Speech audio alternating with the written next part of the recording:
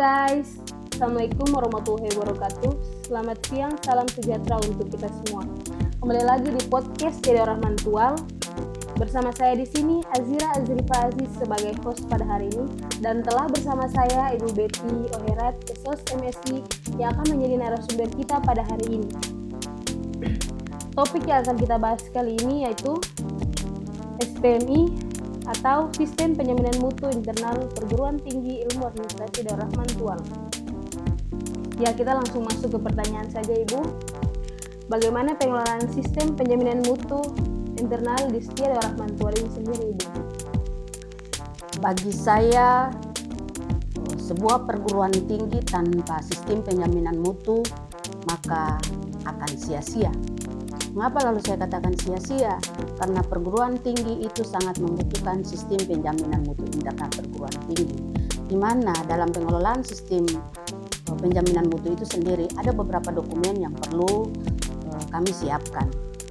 Dokumen yang kami siapkan adalah dokumen kebijakan, dokumen manual dan dokumen kebijakan lainnya.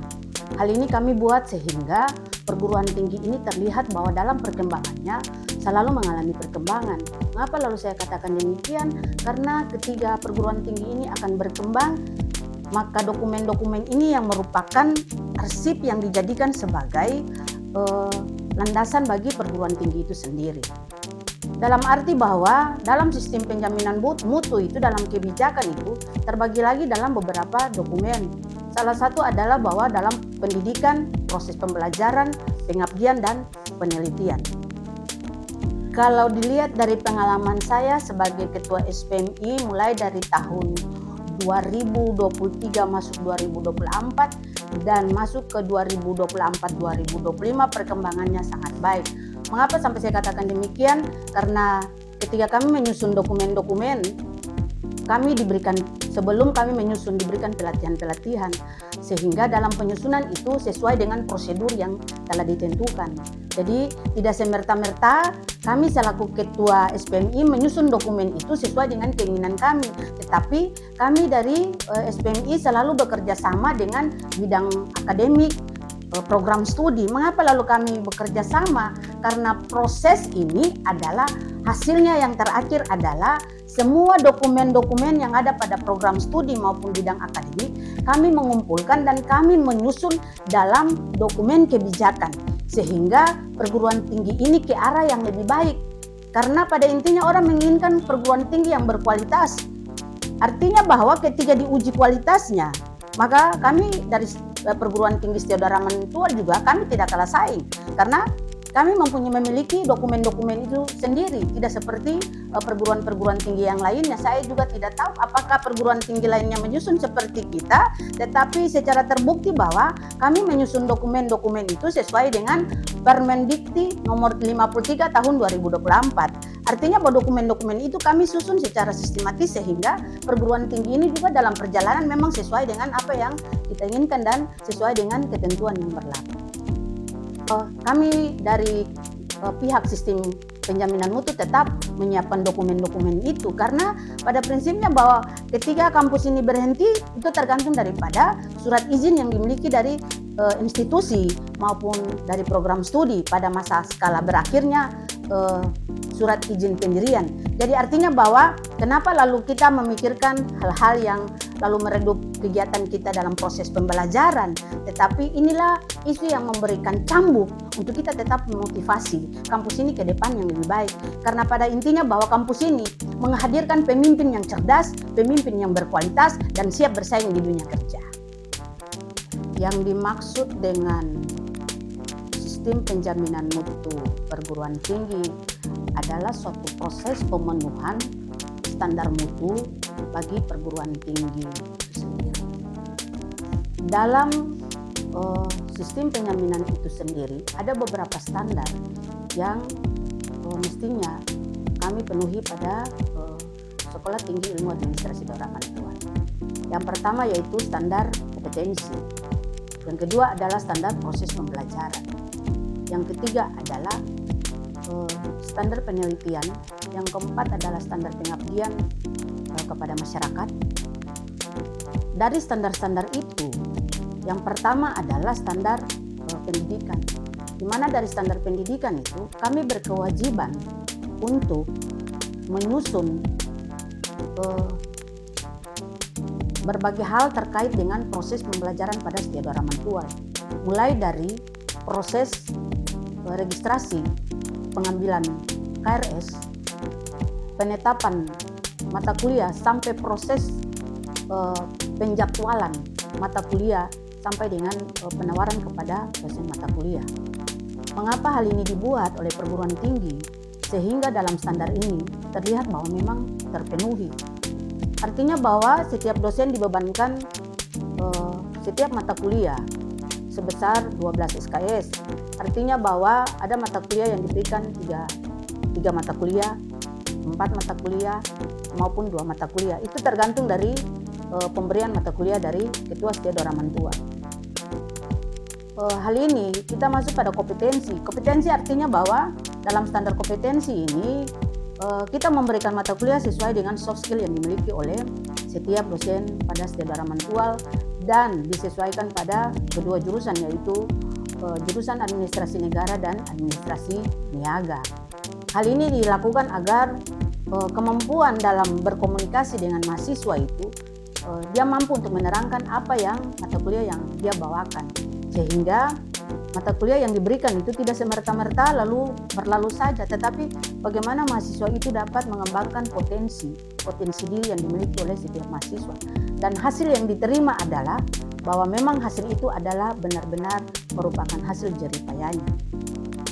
Terkait dengan standar penelitian di sini setiap dosen diberikan kebebasan untuk melakukan penelitian.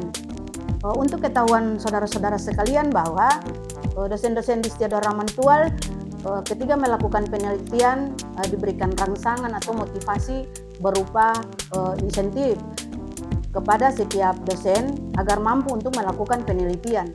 Artinya bahwa dengan rangsangan ini sendiri memberikan motivasi agar dapat meningkatkan kemampuan dosen itu dalam bidang penelitian. Bukan hanya pada penelitian saja, tetapi bukan hanya terbatas pada penelitian yang dilakukan oleh perguruan tinggi ini saja, tetapi ada juga penelitian yang dilakukan oleh dosen sehingga dapat mempublikasikan penelitian itu melalui Sinta 4, 3 maupun 5. Namun pada Setia Daerah Mantual kami lebih menerbitkan penelitian kami melalui jurnal Setia Daerah Mantual, yaitu jurnal UJS. Mengapa lalu kita lakukan sehingga dapat menerbitkan tulisan-tulisan penelitian daripada setiap dosen pada jurnal tersebut, sehingga memudahkan dosen pada saat nanti pengisian BKD pada sistem. Yang terakhir adalah pengabdian kepada masyarakat. Standar ini memang pada intinya semua dosen itu seharusnya melibatkan diri dalam pengabdian masyarakat. Karena intinya pengabdian masyarakat merupakan salah satu tridharma perguruan tinggi yang mestinya dijalankan secara konsisten. Untuk dekade atau pada tahun 2024, 2023, 2023-2024 kami telah melakukan pengabdian masyarakat dan kami telah menerbitkan penelitian pengabdian tersebut di dalam jurnal Matawang dan itu di dalam Sinta 5. Mengapa lalu kami menerbit? Karena memang kami memikirkan bahwa potensi dari pengabdian masyarakat yang kami buat di Desa Ohitel itu terkait dengan penggunaan bahan pangan lokal, sehingga hal ini bisa dipublikasikan lebih jauh, bukan hanya di kalangan lokal saja, tetapi bisa sampai di kalangan nasional, sehingga orang mengetahui bahwa memang dosen-dosen Setia Daerah Mantual memiliki kemampuan yang sama seperti dengan dosen-dosen di perguruan tinggi yang lain. Kalau kita berbicara tentang SPMI itu sendiri, maka kita tidak bisa bekerja sendiri. Saya selaku ketua SPMI tidak bisa bekerja sendiri dokumen-dokumen tersebut, sehingga kita perlu melakukan kerjasama dengan bidang akademik dan program studi. Karena di dalam penyusunan atau pengelolaan SPMI itu sendiri ada poin-poin tertentu yang mestinya bidang yang lain pun menelusuri. Dan ketika kami membutuhkan data, maka bidang akademik itu mereka memberikan data-data terkait dengan banyaknya mahasiswa, lulusannya berapa, banyaknya mahasiswa yang reguler berapa, sehingga kami SPMI juga memiliki data yang valid. Selain itu, bagian prodi melaporkan berbagai nilai yang mereka kumpulkan dan tingkat kelulusan itu mencapai berapa, sehingga berapa nilainya berapa, sehingga kita tahu bahwa memang benar-benar mahasiswa yang nanti kita keluarkan daripada Setiausaha Ramanual ini bisa dipakai di dunia kerja. Ternyata bahwa ketika survei membuktikan pada tahun 2024 Setiausaha Ramanual ini memiliki sejumlah lulusan pada P3K maupun PNS yang sangat banyak. Nah, tentunya ini memberikan kontribusi bagi kami sebagai SPMI. Kami sendiri sebagai ketua cukup memberikan apresiasi kepada lulusan-lulusan yang telah memberikan hal-hal yang terbaik bagi perguruan tinggi ini. Dengan demikian, dari sisi SPMI itu sendiri, kami berusaha terus dan menerus bekerja dokumen itu walaupun ada perubahan dari undang-undang dari yang satu ke satu, dari undang-undang yang satu ke undang-undang yang lain. Kami berusaha untuk bisa mempelajari dan membuat dokumen-dokumen yang diminta.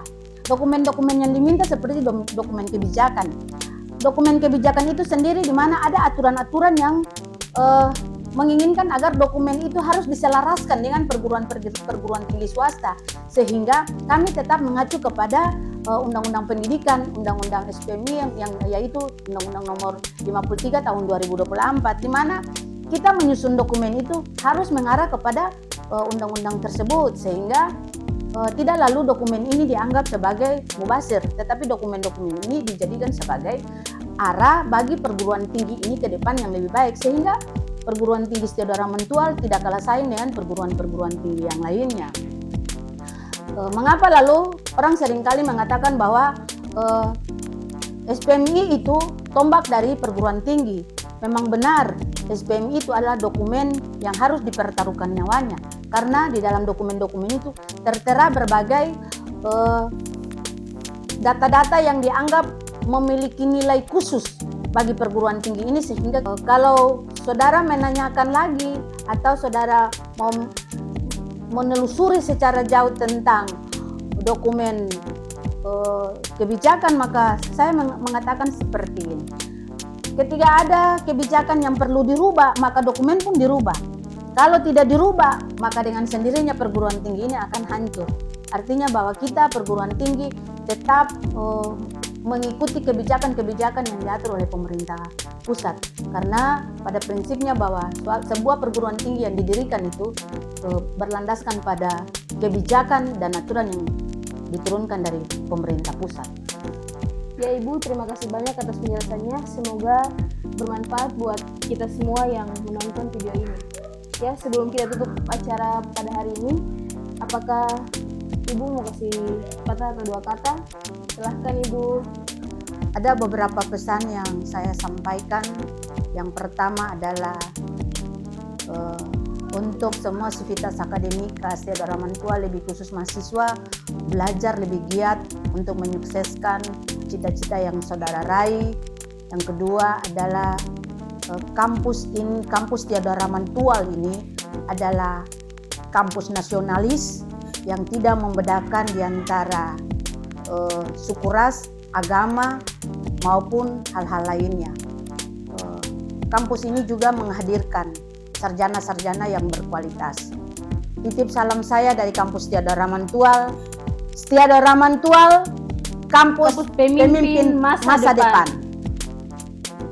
Ya, mungkin sekian acara podcast kita pada hari ini. Kurang dan lebihnya saya sebagai host minta maaf. Assalamualaikum warahmatullahi wabarakatuh.